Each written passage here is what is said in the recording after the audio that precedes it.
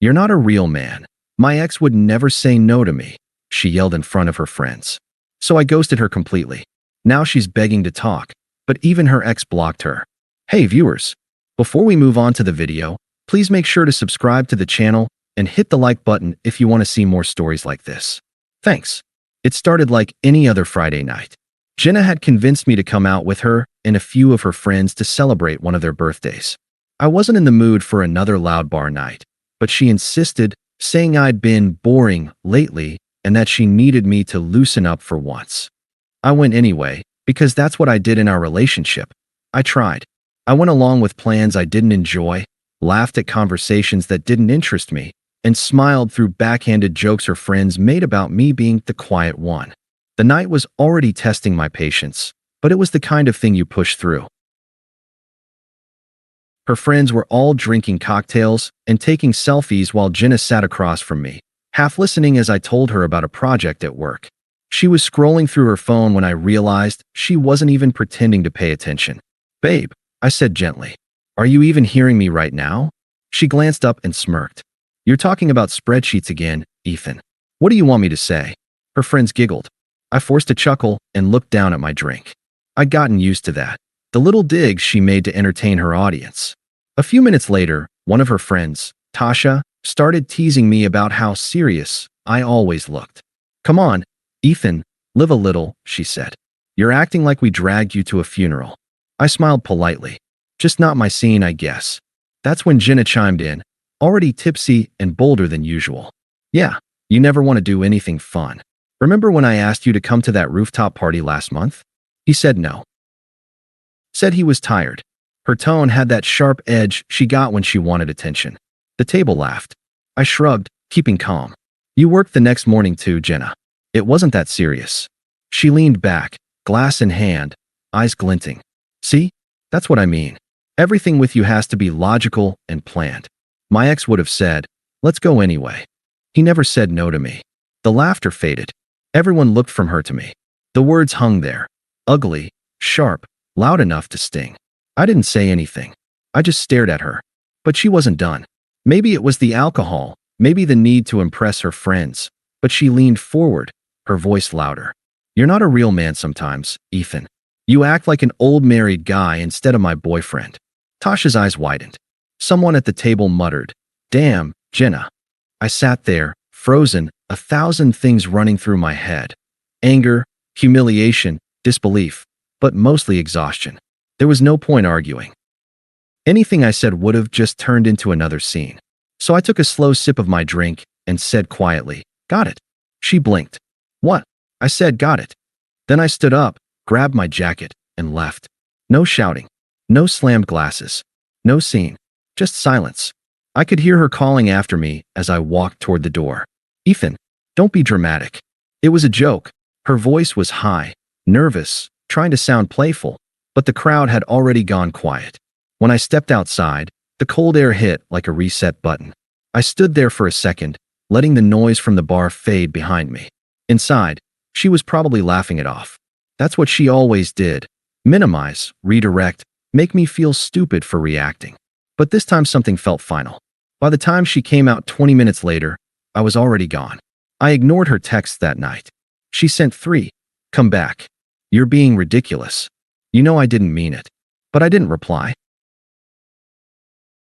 I didn't even open them until the next morning, and when I did, I just looked at them once, locked my phone, and went back to bed. Because for the first time in our entire relationship, I actually believed her, believed what she'd said in front of everyone, that I wasn't the kind of man she wanted. And if that was true, I wasn't going to waste another second proving otherwise.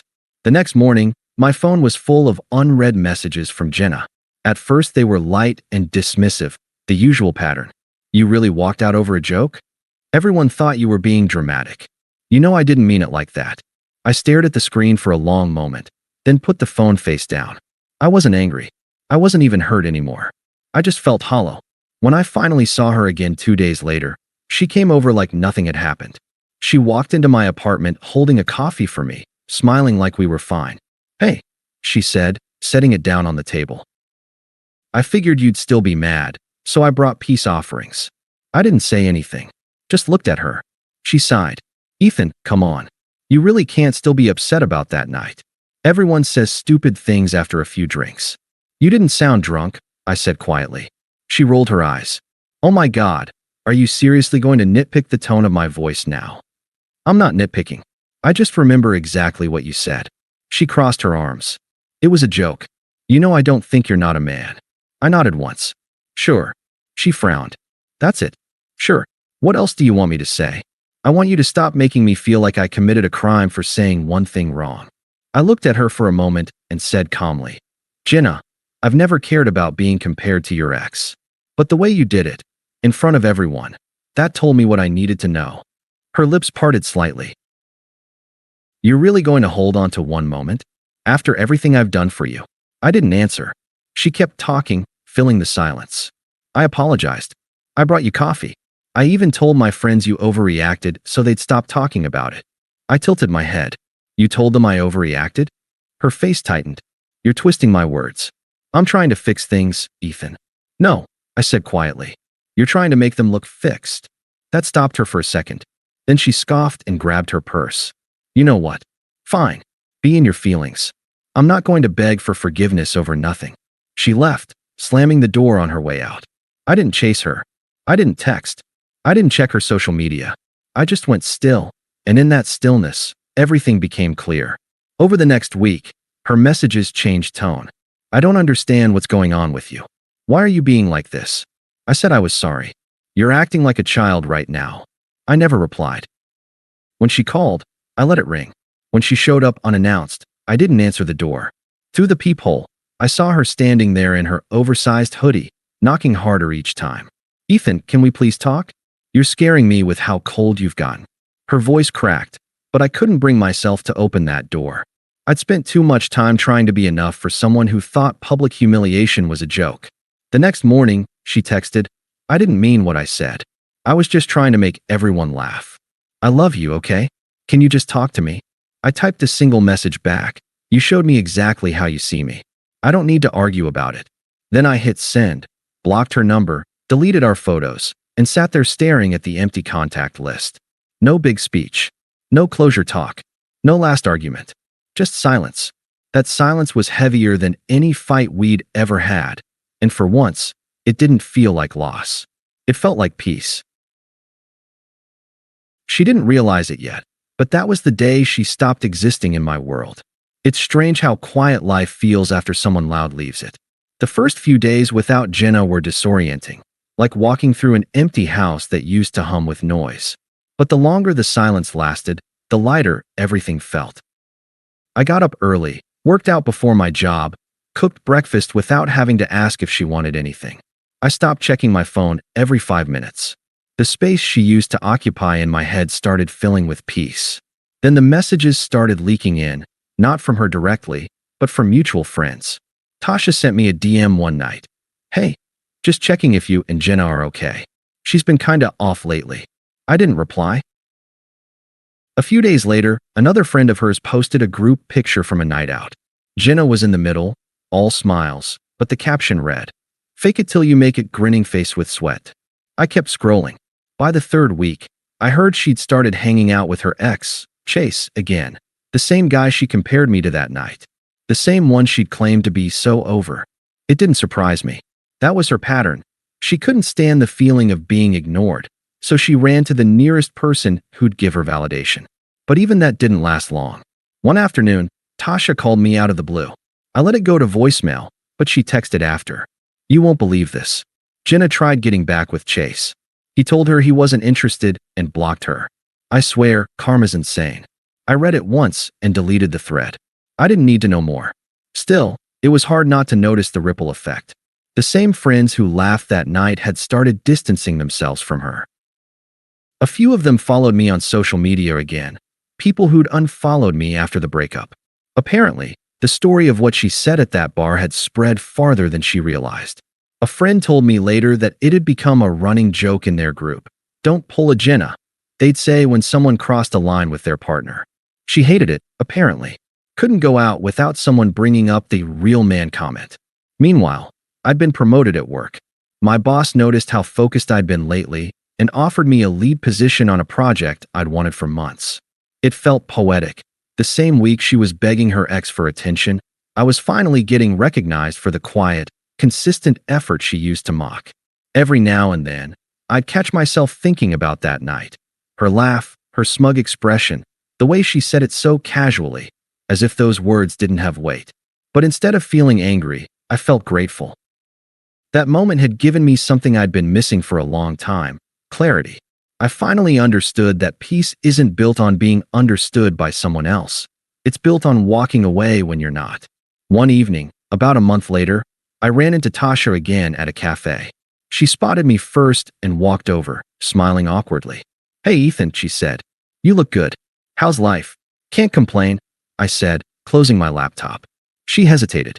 "Jenna's not doing great. Just so you know." I raised an eyebrow. "That's so?" "Yeah." She thought Chase would take her back, but he's actually dating someone new. And, people have been kind of distancing from her since that night. It got around. I nodded slowly. I figured. She feels awful, you know? Keeps saying she wishes she could take it back. I met her eyes. "Some things you can't take back." Tasha exhaled, almost relieved. "I told her you wouldn't respond. She said she doesn't blame you." I smiled faintly. "That's good. It means she's starting to get it." When she left, I went back to my work, the hum of the coffee machine blending with the music overhead. For the first time in a long while, I didn't feel like a backup plan or a punchline. I felt like a man who finally stopped apologizing for his peace. And somewhere across town, Jenna was learning what silence really sounded like, the sound of a door that had closed for good. It started small, a text from an unknown number one Thursday night. "Hey, can we talk?" No name, but I knew the tone. That mixture of guilt and hesitation was something I'd heard before.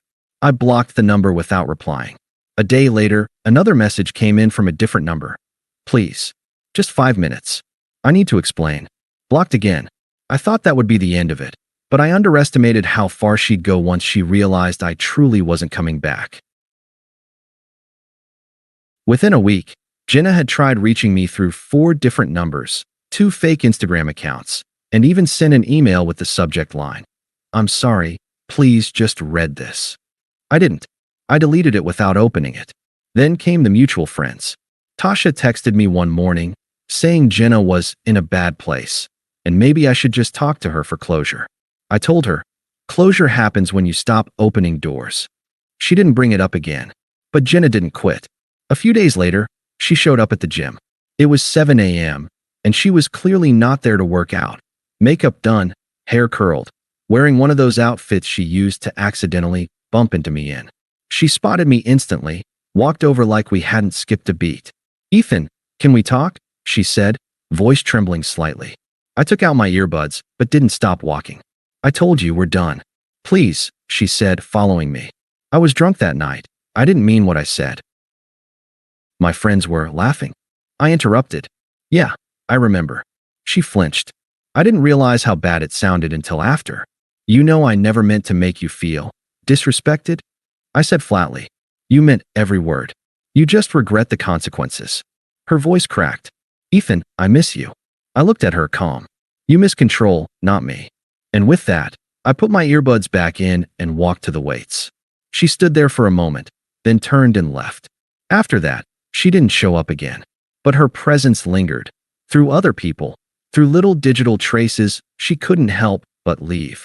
A week later, I got a follow request from a new profile. No posts, just the name J. I ignored it. Then I saw her actual account had been deactivated. A friend later told me she'd been ranting online about how men don't know how to forgive. The irony wasn't lost on anyone. Chase, her ex, apparently saw the meltdown and blocked her after she tried messaging him again. Word got around their friend group, and soon she'd burned nearly every bridge she had. Meanwhile, I was thriving. My project at work wrapped up successfully. My boss gave me a bonus. I was sleeping better, eating better, laughing more. It's amazing how peaceful life becomes when you stop explaining yourself to people committed to misunderstanding you. Then one night, about a month later, I ran into one of Jenna's friends at a restaurant. She recognized me and smiled awkwardly. "Hey Ethan," she said. "I heard about everything. Just so you know, she's been really torn up." I just nodded. We make our beds. Yeah, she said quietly. She knows she messed up.